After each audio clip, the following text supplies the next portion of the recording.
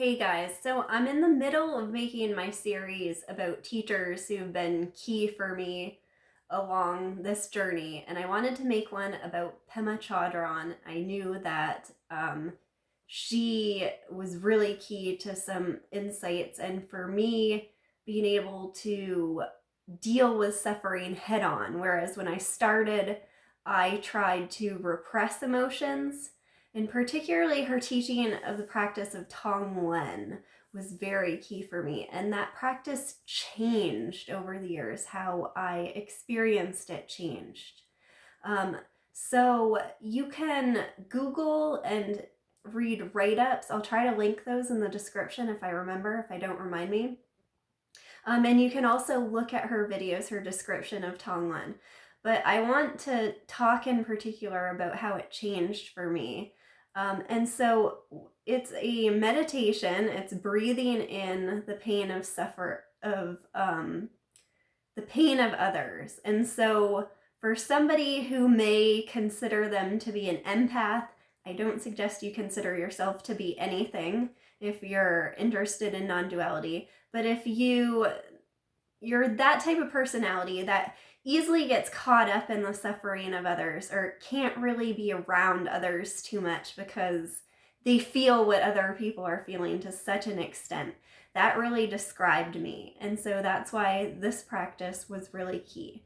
So what it is it's being present with that, and it's breathing in suffering. So if some sort of event happened, like right now, all the coronavirus concerns and worries, you can send out this healing energy to an entire group of people about a situation or about a particular person. And if you have a rift with somebody, you can do it for that. Any type of pain for yourself or others. It's just basically, it's so simple, just taking it back to the breath.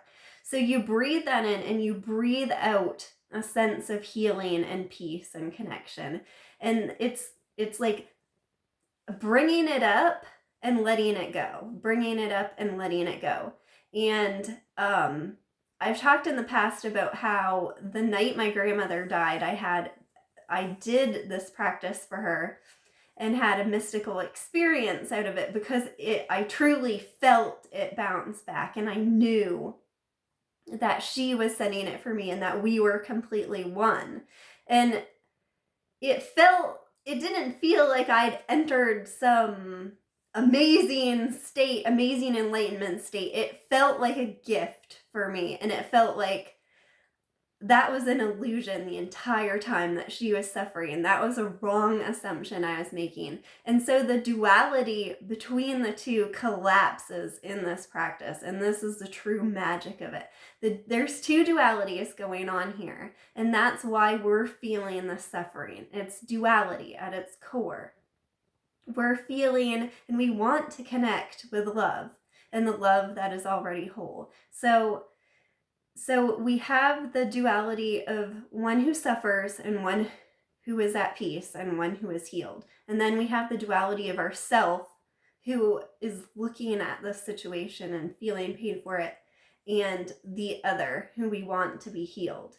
And this ends up being it's a practice that head on takes on the illusion and also dissolves itself and resolves itself.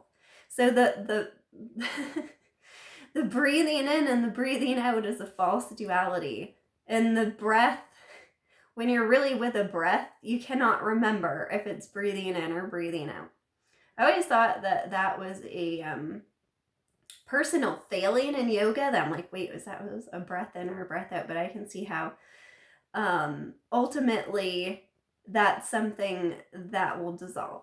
So this is, if you're somebody who gets caught up in watching the news, this and is irritated by the positive, don't watch the news, pay attention to what you want. If that feels like avoidance to you, this practice is amazing. It hits it head on. It gets at its core. You go right into the suffering and you see it for its actuality. It's really, really powerful. And Pema Chodron, her entire teaching kind of revolves around this, about going into pain, about having the courage to see our fear, really like hitting these hard subjects head on, but with such a sense of love and compassion and egolessness that it ultimately dissolves for us. And this will go into the next teacher who's had a huge impact on my journey, which is Abraham Hicks. And so resolving the law of attraction and focusing on what you want and not focusing on what you don't want, and doing this practice, which head on gets to the heart of suffering and looks it in the eye with such bravery, resolving that duality is everything. And this is one of the reasons I'm making this series about teachers, is to show how it is within you, to point how it is within you where these dualities are resolved, where there's magic happens, where this connection is made. You are the one who loves. You are the connection. You are all of this unfolding right now. You are. I hope this was helpful for you guys. If you're interested in spirituality, non-duality, and enjoy the way I speak about it, please consider subscribing, and I'd love to hear what you think. Thanks, guys. Bye.